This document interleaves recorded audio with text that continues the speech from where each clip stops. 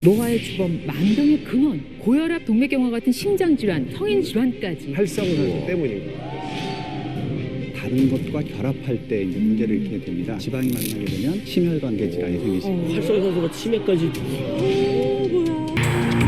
사람이 매일 들이마시는 공기의 양은 약 14kg. 이 중 20%에 해당되는 산소가 우리가 먹은 음식을 태워 에너지로 바꾸게 된다. 이 과정에서 불안정한 상태의 산소들이 생겨나는데 이것이 활성산소다. 둘, 셋! 활성산소!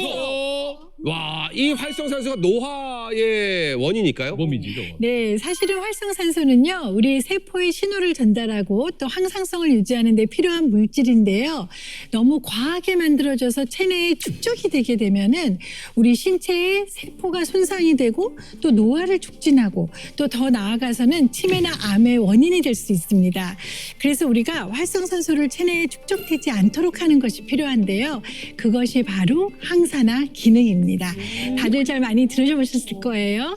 그래서 우리가 항산화 기능을 하는 영양소의 섭취가 필요한데요. 우리 채소나 과일에 많이 들어있는 항산화 기능 영양소를 섭취하는 게 필요합니다. 규칙적인 식사하시고요. 그다음에 채소나 과일 섭취 꾸준하게 해주셔야 되는데요. 만약에 이게 여러 가지 이유로 어려울 경우에는요. 영양 보충제 등을 섭취하셔서 꼭 부족하지 않게 하는 것이 필요합니다. 산소를 우리가 숨을 쉬어서 들이마셔서 그 산소 중에 약 2 내지 3%가 이렇게 활성산소라는 걸로 바뀌게 되는데, 사실 이제 산소라는 것은 우리 몸에서 에너지를 만들 때 꼭 필요한 이제 성분이죠. 이 산소가 영양소와 같이 만나서 우리 몸의 혈액에 녹아서 돌아다녀요. 그러다가 필요로 하는 세포에 이 산소와 영양소를 전달해 주면 그 세포 속에서 미토콘드리아라고 에너지를 만들어내는 기관이 있습니다. 우리가 밥을 먹었다고 그냥 움직여지는 게 아니라 이 영양소와 산소가 만나서 미토콘드리아 속에 들어가서 ATP라고 하는 에너지를 만들어야 그걸로 생각도 하고 여러분이 걸어 다닐 수도 있고 또 사랑도 할 수 있는 그런 힘을 만들어냅니다. 근데 이 ATP라는 걸 만들 때마다 활성산소가 만들어져요. 자동차로 예를 들면 배기가스 같은 것이 우리 몸에서 만들어지는 활성산소라고 보면 됩니다. 현대인이 앓고 있는 질환의 90%가 네. 이것 때문이다. 네. 존스 홉킨스 대학에서 이런 이제 결과를 발표했다는 이야기인데, 네.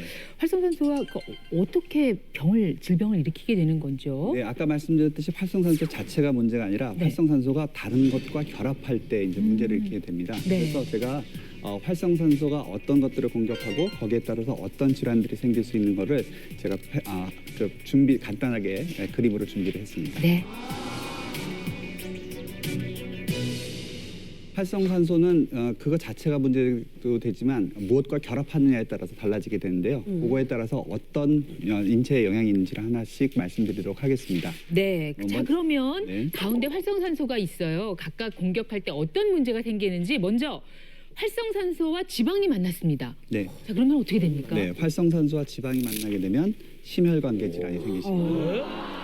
심근경색, 뇌졸중 이 문제가 활성산소와 지방이 만났을 때 생기는 문제네요. 네, 그렇습니다. 진짜로요? 자, 그렇다면 활성산소가 단백질을 만나면 어떻게 되는지요? 네. 제가 한번 네. 해볼까요? 네. 네. 근육 아니에요?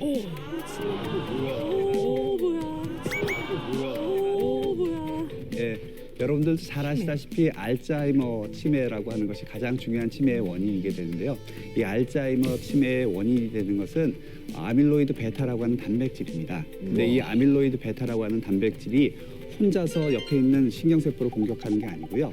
활성산소랑 결합을 해서 활성산소를 시켜서 옆에 있는 신경세포를 죽이기 때문에 치매가 생기는 겁니다.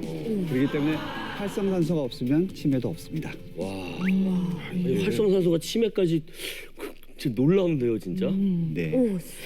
자, 그러면 이번에는 활성산소가 세포를 공격해서 이제 염증이 생겨요. 그러면 그 다음에 어떻게 되는지 그래요? 보겠습니다. 네, 보여드리겠습니다. 당뇨병. 당뇨병? 당뇨병. 당뇨병? 예. 오, 말도 안 돼. 네. 혹시 그거 아시는지 모르겠습니다. 류마티스 관절염이 있는 환자가 당뇨병이 잘 생긴다는 거 혹시 아십니까? 몰랐어요. 류마티스 관절염은 관절에 염증이 생기는 건데요. 이렇게 염증이 많이 생기시게 되면 이 염증이 활성산소를 많이 만들어내서 세포 안으로 들어가서 세포의 기능을 망가뜨립니다. 아까 오한진 박사님 말씀해 주셨던 미토콘드리아라는 것을 망가뜨려서 제대로 우리 몸에서 혈당을 떨어뜨려주는 인슐린이라고 하는 것이 작용 못하도록 합니다. 이런 걸 저희가 인슐린 저항성이라고 하는데, 그런 인슐린 저항성이 생기게 되면 당뇨가 시작됐다고 보실 수가 있고요. 또 그렇게 돼서 혈당이 잘 안 떨어지니까 일부러 혈당을 떨어뜨리기 위해서 우리 몸에서는 인슐린을 많이 분비하게 됩니다.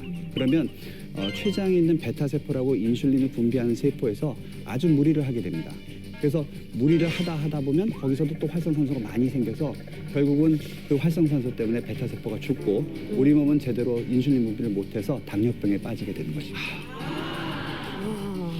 난 지금부터 질문을 하지도 않고 대답도 안 할 테니까 정은아 씨 저한테 말 시키지 마세요. 말을 하다 보면 활성산소를 많이 먹게 돼요. 수명이 단축될 것 같아. 근데 이 정말 우리가 심각하게 생각하는 질환들이잖아요. 예. 뭐 치매, 심혈관계 그리고 당뇨병까지. 그런데 여기에 또 남아 있어요. 또 있어.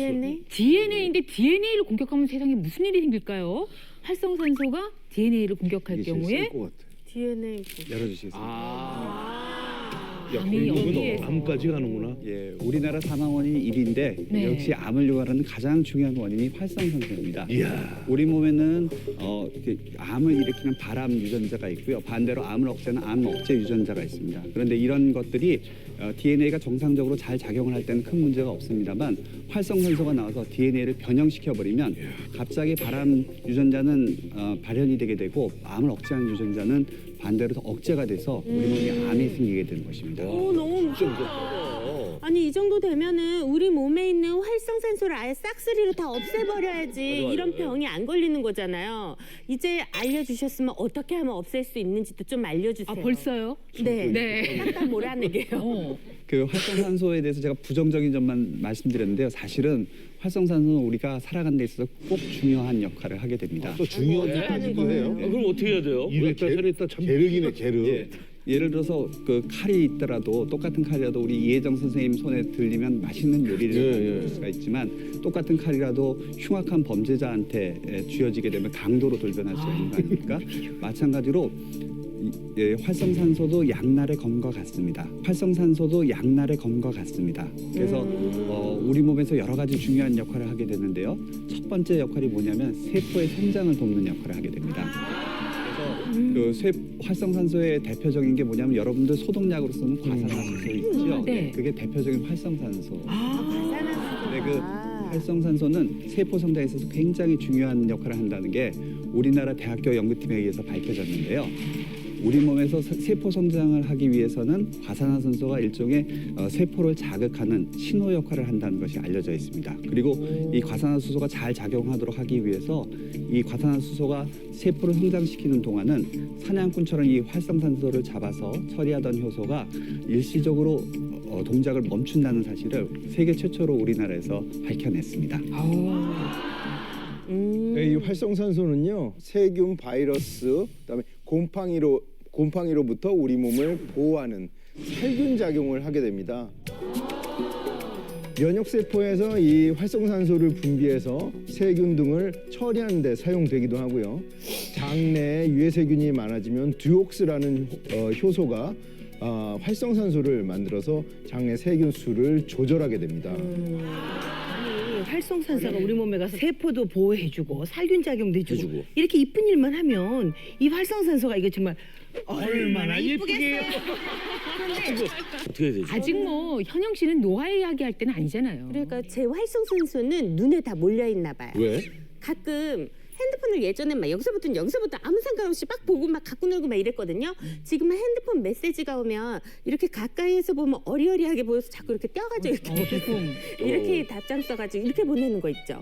이거 약간 노화 오는 거 아니에요? 네, 맞습니다. 노화, 보통 우리 몸의 노화 중에서 가장 먼저 나타나는 것이 네. 눈입니다. 네. 눈입니다. 아 그래요? 온 거예요? 예, 노안이 가장 먼저 나타나는데 이렇게 노안이 나타나시는 이유가 눈에서 이렇게 그 수정체를 조절해주는 근육이 문제가 생기게 됩니다. 늙은 거예요? 늘어나고 늘어나고. 그것도 활성산소랑 관련입니다. 그것 맞아. 눈도요. 눈도. 활성산소가 노화의 주범이다.